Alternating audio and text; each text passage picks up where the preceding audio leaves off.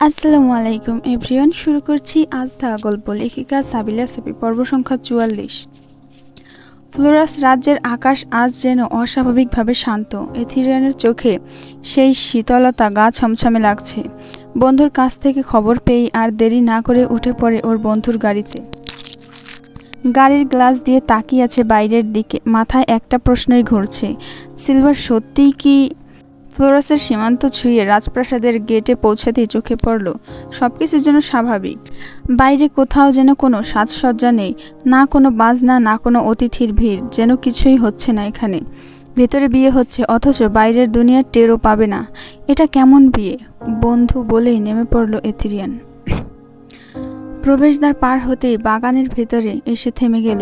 দূর থেকে দেখা যাচ্ছে এক রাজকীয় স্টেজ, ফুল, সোনালি কাপড়ের আর হালকা আলো, শান্ত এক আবহ।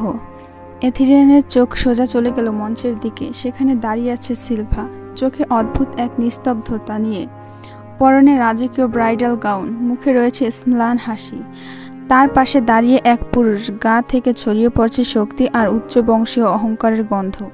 এথিরিয়ানের দৃষ্টি ছুঁয়ে গেল সেই পুরুষের চোখে, ক্যালিক্সের বড় ভাই। সেই মুহূর্ত যেন চারপাশের আওয়াজ থেমে গেল। এথিরিয়ানের বুকের ভেতর আগুনের মতো এক ব্যথা ছড়িয়ে পড়ল। তুমি সত্যিই এই পথ বেছে নিলে সিলভা? তার মনের ভেতরে গর্জন দিয়ে উঠল। আকাশে সূর্যটা তখনও রোদে ঢলছে, কিন্তু এথিরিয়ানের ভেতরের আকাশ কালো হতে শুরু করেছে। স্টেজ যখন পুরোপুরি মন্ত্র উচ্চারণ শুরু করলো, ঠিক তখনই এক অপ্রত্যাশিত গর্জন ছড়িয়ে পড়ল পুরো বাগানে। সিলভা! সবাই ঘুরে তাকালো। রাজকীরা হাত বাড়াতে যাচ্ছিল, কিন্তু সামনে এসে পড়ল এক পরিচিত মুখ। এথিরিয়ান, চোখে আগুন, মুখে হতাশা আর গলার স্বরে চিৎকার। তুমি এই বিয়ে করতে পারো না সিলভা, তুমি জানো না তুমি এটা করতে পারো না। তুমি তো আমাকে ভালোবাসো, তাহলে কেন? স্টেজের উপর কাঁপতে থাকা চোখে তাকিয়ে রইল সিলভা। তারপর ধীরে ধীরে ঠোঁট কাঁপিয়ে বলল, আমি কি করতাম রিয়ান? তুমি তো আমাকে কিছু না জানিয়ে চলে গেলে, কোথাও নিখোঁজ হয়ে গেলে, একটা শব্দও বললে না। আর আমার কি কিছুই জানার অধিকার ছিল না? তুমি কি একবারও ভেবেছিলে আমার কথা, আমি কিভাবে কাটিয়েছি সেই দিনগুলো? এথিরিয়ানের ঠোঁট শুকিয়ে এলো। সে কিছু বলতে যাচ্ছিল, ঠিক তখনই সামনে এসে দাঁড়ালেন রাজা জারেন। রাজা জারেন দৃঢ় গলায় বললেন, এথিরিয়ান, এটা আর কোনো সাধারণ মঞ্চ নয়, এটা আমার কন্যার বিয়ের স্টেজ। তুমি এখানে এসে এইভাবে সিন ক্রিয়েট করতে পারো না। তিনি আরও যোগ করলেন, তুমি আমার সব থেকে কাছের বন্ধুর ছেলে আর আমাদের আত্মীয়, সেটা ঠিক, কিন্তু তার মানে এই না যে তুমি আমার মেয়ের জীবন নিয়ে এমনভাবে হস্তক্ষেপ করবে। এখনই দয়া করে ফিরে যাও। এথিরিয়ানের দু হাত কাঁপছে, চোখে জল, ঠোঁটে অভিমান। তার চোখ তখনও ছিল সিলভার দিকে। তোমার চোখে এখনও আমার জন্য ভালোবাসা আছে সিলভা। এই বিয়ে তুমি নিজের ইচ্ছায় করো না, পরিস্থিতির চাপে পড়ে করছো আমি জানি। স্টেজে দাঁড়িয়ে থাকা বর তখন এক পা এগিয়ে এসে তাকালো এথিরিয়ানের দিকে, চোখে তীক্ষ্ণতা। চারপাশে থমথমে পরিবেশ, আর সেই নিস্তব্ধতার মাঝেই শুরু হলো একটা যুদ্ধ। ভালোবাসা বনাম সম্মান, সত্য বনাম কর্তব্য। বাগানে সাজানো রাজকীয় স্টেজের উপর উঠে গেল এথিরিয়ান। এথিরিয়ান সিলভার হাত ধরে ফেলল। আমি ছাড়া ওর হাত কেউ ধরতে পারবে না। হঠাৎই লিয়ারা রেগে ওঠে। গার্ড! তার আদেশে দুজন রাজপ্রহরী এগিয়ে এসে এথিরিয়ানের দু হাত ধরে ফেলে।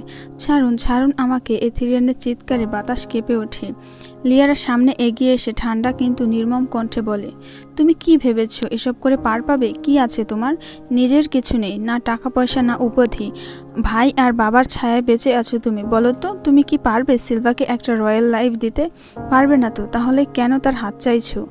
এথিরিয়ান থেমে যায় এক মুহূর্তে, চোখে জল না থাকলেও কণ্ঠ ভারী। আমি সিলভাকে ভালোবাসি, আর ও আমাকে ভালোবাসে। দুটো হৃদয় একসাথে থাকার জন্য এটা কি যথেষ্ট নয়? তার সেই দৃঢ় উচ্চারণে যেন কিছুক্ষণের জন্য নীরবতা নেমে আসে পুরো প্রাসাদ বাগানে। বাতাসে ভাসে অজস্র প্রশ্ন। এল্ডার রাজ্যের চূড়ায় সেই প্রাসাদটি প্রশস্ত বারান্দায় দাঁড়িয়ে আছে জ্যাসপার।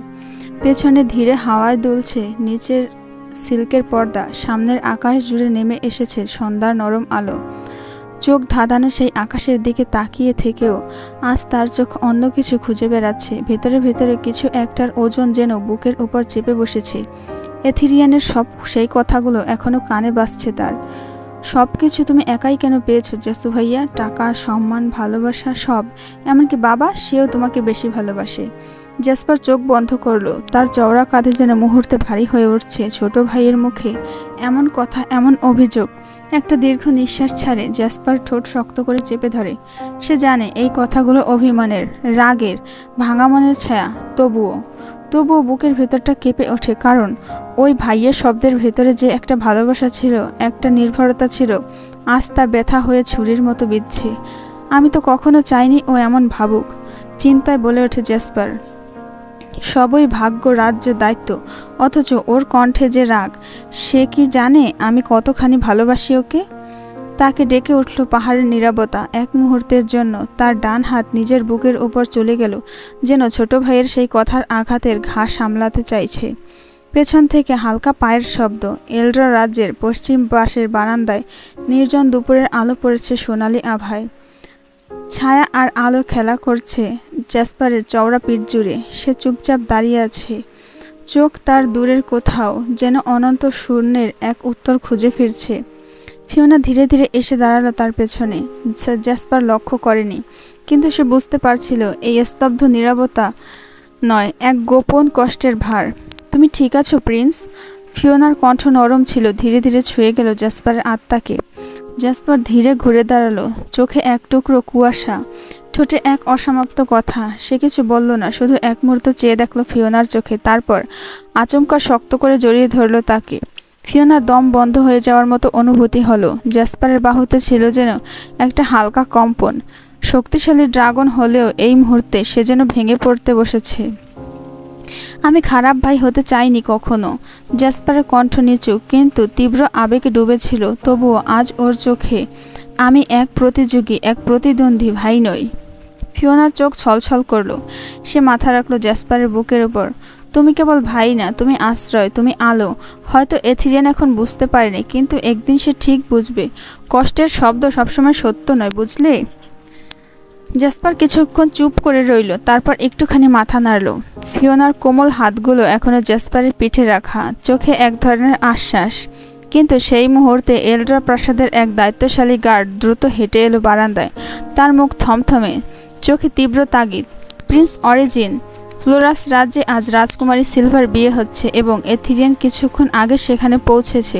সেখানকার পরিস্থিতি ভালো নয়। ফিওনার চোখ বিস্ফোরিত হলো। কি? এখন হঠাৎ বিয়ে? মা আমাকে কিছু জানালো না কেন? জ্যাসপারের মুখ মুহূর্তে শক্ত হলো, চোখে রক্তিম ক্ষিপ্রতা। আবেগ ভুলে গিয়ে সে এখন একজন বড় ভাই, একজন অভিভাবকের মতো দৃঢ় হয়ে উঠেছে। এক মুহূর্ত সময় নষ্ট করলো না, পেছনে না তাকিয়ে বলল, গাড়ি প্রস্তুত করো, আমি এখনই ফ্লোরাস রাজ্যে যাচ্ছি। ফিওনা চমকে উঠল। আমি তোমার সঙ্গে যাব প্রিন্স। জ্যাসপার থমকে দাঁড়ালো, ফিরে তাকালো ফিওনার চোখে। তার চোখে স্পষ্ট উদ্বেগ, ভালোবাসা আর এক ধরনের ভয়।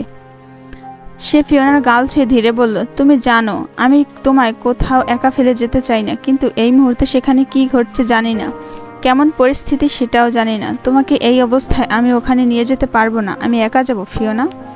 ঠিক আছে যাও। ফিওনার কণ্ঠ ভাঙা।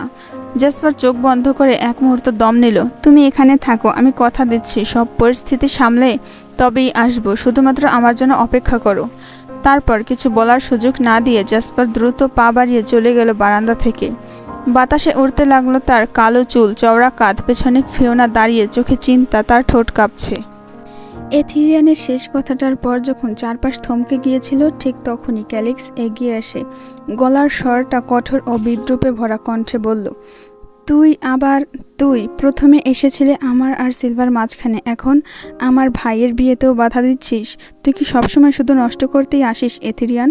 সিলভা একটু অস্বস্তি বোধ করলো, চোখ নামিয়ে ফেললো। এথিরিয়ানের চোখে আগুন জ্বলে ওঠে, কিন্তু সে নিজেকে সামলে রাখে। এথিরিয়ান ঠান্ডা গলায় বলে, তোর ভাই কি ওর মতামত জানতে চেয়েছে? ওর সম্মতিতে বিয়ে হচ্ছে নাকি চাপের মুখে? সেটা জানে তোর ভাই? তোরা কেউই জানিস না সিলভা আসলে কি চায়, কারণ তোরা শুধু নিজেদের সিদ্ধান্ত চাপিয়ে দিয়েছিস সিলভার উপরে। ফ্লোরাস রাজ্যের বাগানে আজ পরিস্থিতি অস্বস্তিকর। রঙিন ফুলের গন্ধ, চুপি চুপি বাজা সুর, আর হাজারো চোখের সামনে বিয়ের স্টেজে দাঁড়িয়ে আছে সিলভা ও ক্যালিক্সের বড় ভাই, আর তার পাশেই বন্দি গার্ডদের হাতে এথিরিয়ান। ঠিক সেই মুহূর্তে রাজপ্রাসাদের প্রধান ফটকে জোরে ব্রেক কষে দাঁড়ায় একটি নীল রঙের রাজকীয় গাড়ি। প্রহরীরা দৌড়ে আসে, সামনের রাজকীয় পতাকা তারা চিনে ফেলে, এলড্রা রাজ্যের প্রিন্স জ্যাসপার অরিজিন। গাড়ির দরজা খুলে নামলো জ্যাসপার। আজকের এই বিশেষ দিনে থারিনিয়াস আর আলবিরার বিয়ের জন্য জ্যাসপার নিজেই পরেছিল তার রাজকীয় প্রিন্স পোশাক, গাঢ় নীল সিল্কের লম্বা জ্যাকেট, সোনালি বর্ডারের সূচিকর্ম, কাঁধে বেল্ট আর কোমরে রূপোর তলোয়ার, পায়ে কালো লেদার বুট, চুল ব্রাশ করা আর চোখে আগুন। তার গতি যেন এক বজ্রপাতের পূর্বাভাস। প্রাসাদ চত্বরে ঢুকেই সে যে দৃশ্য দেখল তা দেখে স্থির হয়ে গেল। এথিরিয়ান, তার ছোট ভাই, রাজপ্রাসাদের মাটিতে গার্ডদের হাতে বন্দি, চোখ লাল, গলা রুদ্ধ, তবুও চিৎকার করছে, সিলভা, সিলভা, আমি তোমাকে ভালোবাসি। চারপাশ স্তব্ধ। তখনই গর্জে উঠল জ্যাসপার, ছাড়ো আমার ভাইকে। সবাই থমকে গেল, প্রহরীরা সরে গেল এক পলকে। কেউ জ্যাসপারের চোখে চোখ রাখার সাহস পেল না। সে এগিয়ে গেল এথিরিয়ানের কাছে, চোখে যন্ত্রণা, বুকের গভীরে জমে থাকা অভিমানের ভেতরে আজ শুধুই ভাইয়ের জন্য ভালোবাসা। আমার ভাইকে ধরে রাখার সাহস কি করে হয় তোমাদের? তার দৃষ্টি ছিন্ন হলো লিয়ারার দিকে। তিনি উঠে দাঁড়ালেন। তোমার ভাই বিয়েতে বাধা দিচ্ছে জ্যাসপার। ওর ভালোবাসা একতরফা, আর রাজপ্রাসাদে এমন বিশৃঙ্খলা মেনে নেওয়া যায় না।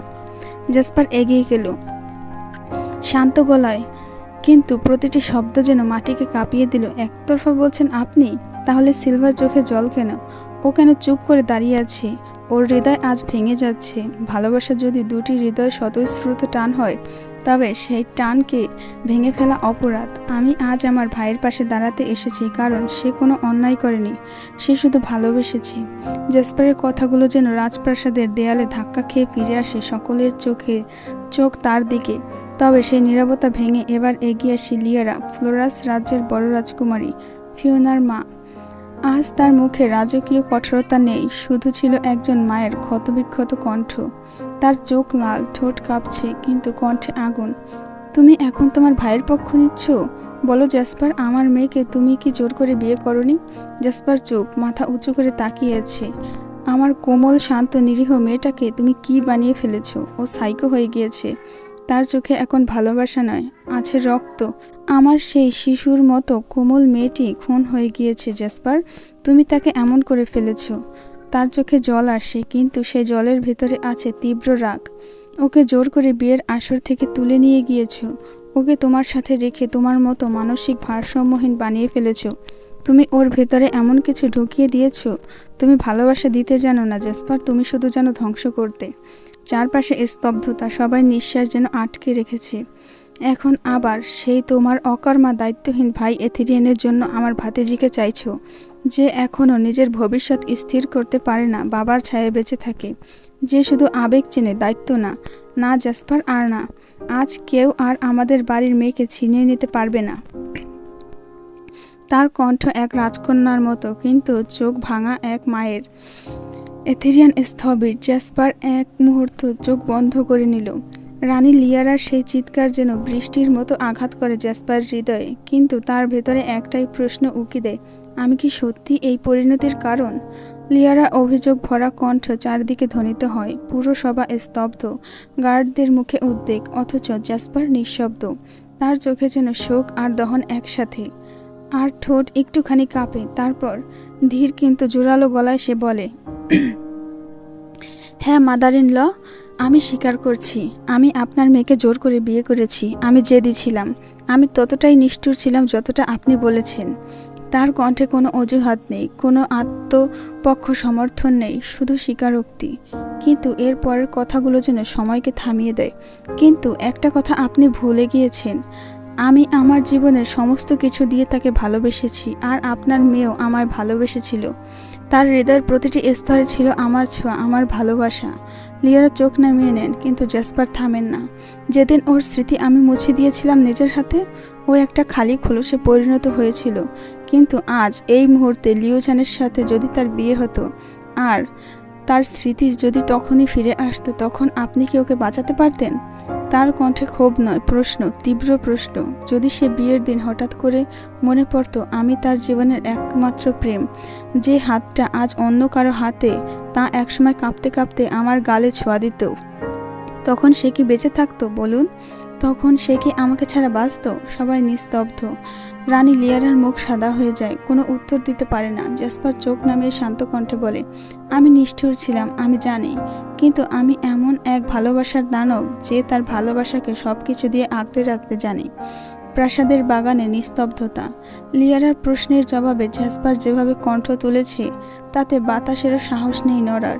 এথিরিয়ানের চোখ লাল আর সিলভা স্থির হয়ে দাঁড়িয়ে, তার চোখ ঝাপসা জল, হৃদয় যুদ্ধ। জ্যাসপার ধীরে ধীরে সামনে এগিয়ে আসে, তার রাজকীয় পোশাক সূর্যের আলোয় ঝলমল করছে, কিন্তু চোখে মুখে স্পষ্ট এক ক্লান্তি ও যন্ত্রণা। সে সামনের দিকে তাকিয়ে দৃঢ়ভাবে বলল, মাদার ইন ল, আমি আপনার কাছে কোনো অযৌক্তিক দাবি করব না, শুধু একটি অনুরোধ করতে এসেছি। আমার ভাই এথিরিয়ান, তাকে একটু সময় দিন। সবাই তাকিয়েছে নিঃশব্দ। আজ যদি আপনি ওকে সিলভার কাছ থেকে আলাদা করে দেন, ও ভেঙে যাবে। আর একজন ভালোবাসা যখন ভেঙে যায় তখন সে কেবল বিপজ্জনক নয়, সে নিজেও নিজের সব থেকে বড় শত্রু হয়ে ওঠে। জ্যাসপার এবার সিলভার দিকে তাকায়, তারপর ফেরে লিয়ারার দিকে, নম্র হয়ে মাথা নিচু করে। ওদের একসাথে যেতে দিন, আমার দায়িত্ব। ফিওনা যেমন এলড্রা প্রাসাদের রানীর মতো থাকে, সিলভাও সেভাবেই থাকবে। সম্মান, মর্যাদা, কোনো অসম্মান হবে না। আমি কথা দিচ্ছি, এথিরিয়ান অল্প সময়ের মধ্যেই নিজেকে প্রমাণ করবে। যদি না পারে, আমি নিজ হাতে ওকে ফিরিয়ে নিয়ে আসব, কিন্তু যদি পারে তবে দয়া করে তখন ওর ভালোবাসার মর্যাদা দিন। এক নিঃশ্বাসে কথাগুলো বলে জ্যাসপার একটুখানি থামে। গলার স্বর এই সত্য আর গভীর ছিল, এতটাই সত্য আর গভীর ছিল যে কেউ আর বিরোধ করার সাহস পায় না। লিয়ারার ঠোঁট একটুখানি কাঁপে, কিন্তু কোনো শব্দ বের হয় না।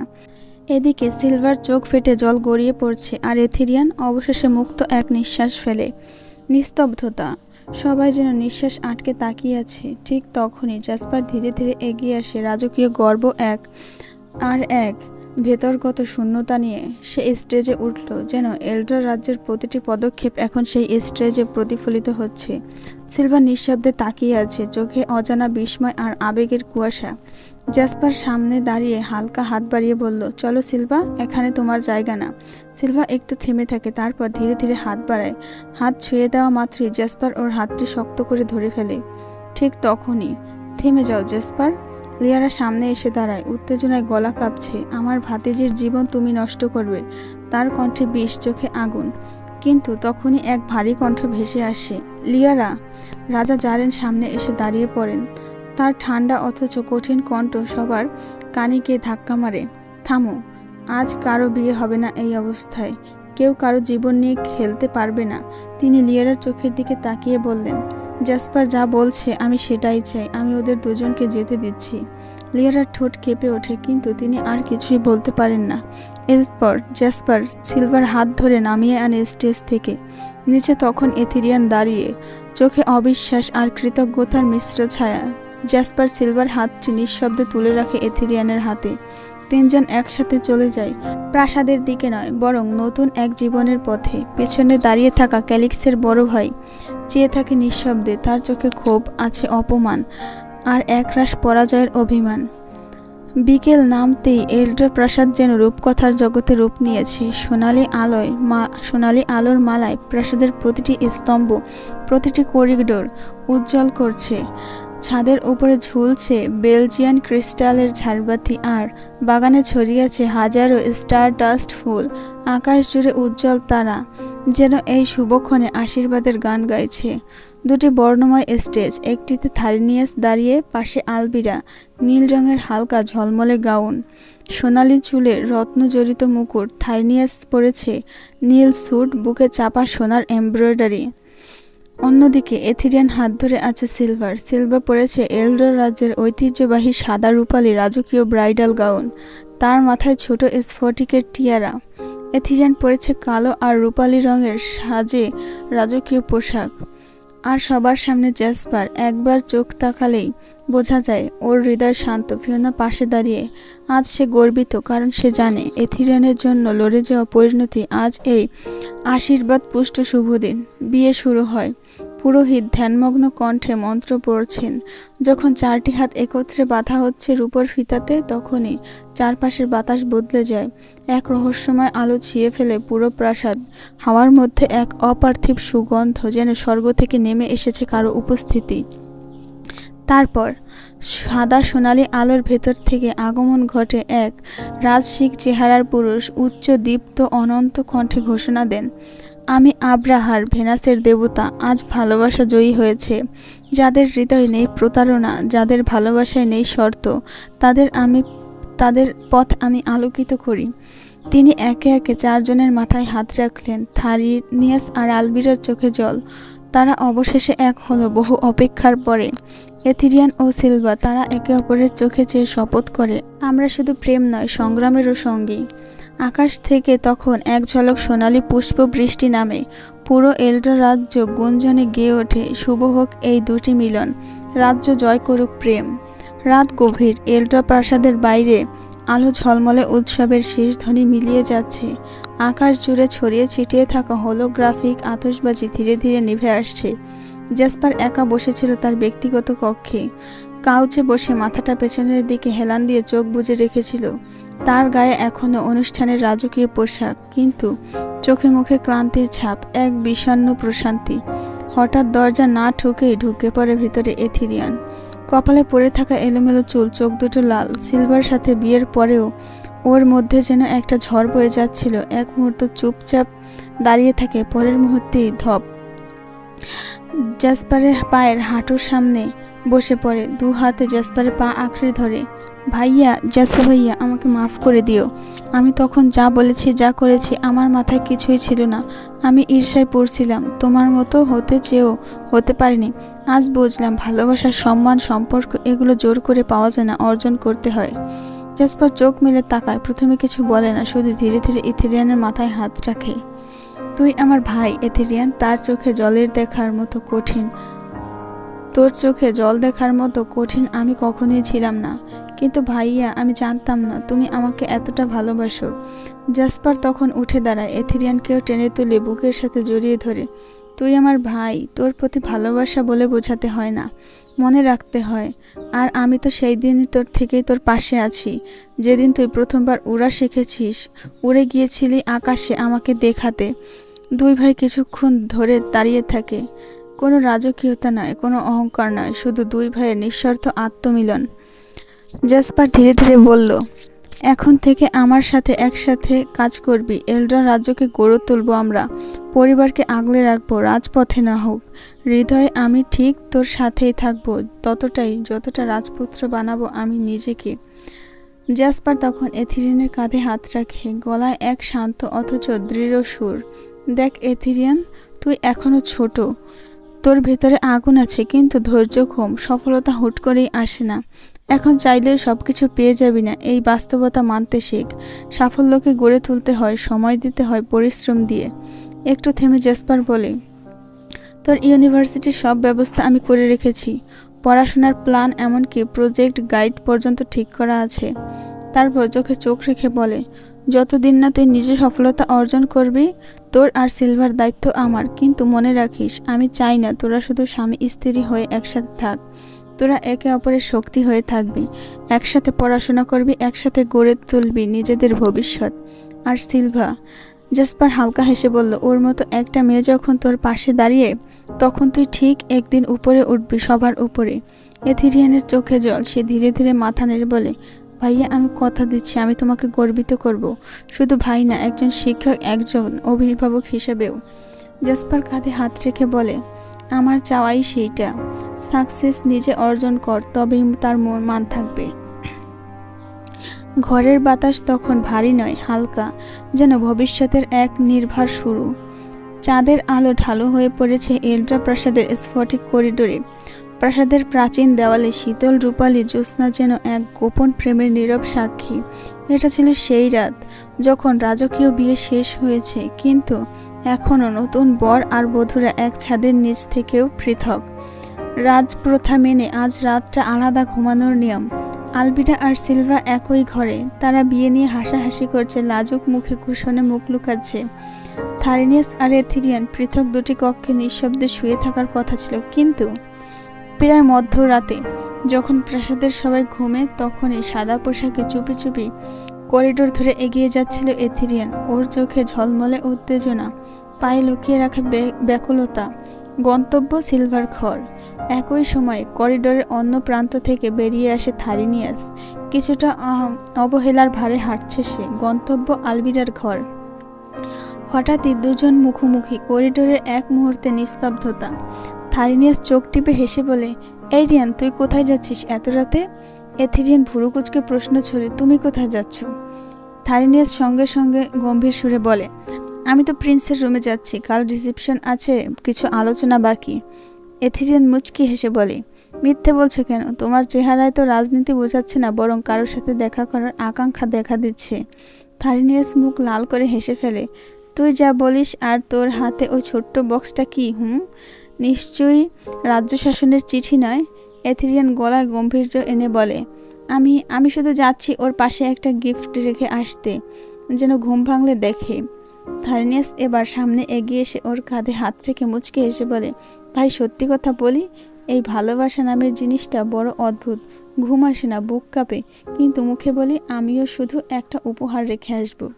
এথিরিয়ানও হেসে ফেলে, আর তুমি কি রাখবে ওর পাশে?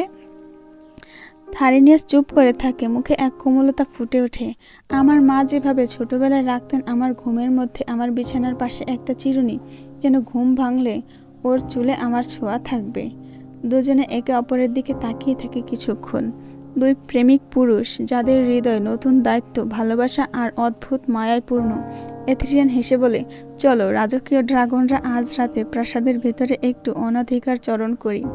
থারিনিয়াস কাঁধে হাত রাখে, আজ রাতে চাঁদ আমাদের সাক্ষী, ভুল করলেও সে কিছুই বলবে না। দুজন একসাথে হাঁটা শুরু করে। করিডোরে পড়ে থাকে একসাথে ছুটে যাওয়া দুই ছায়া।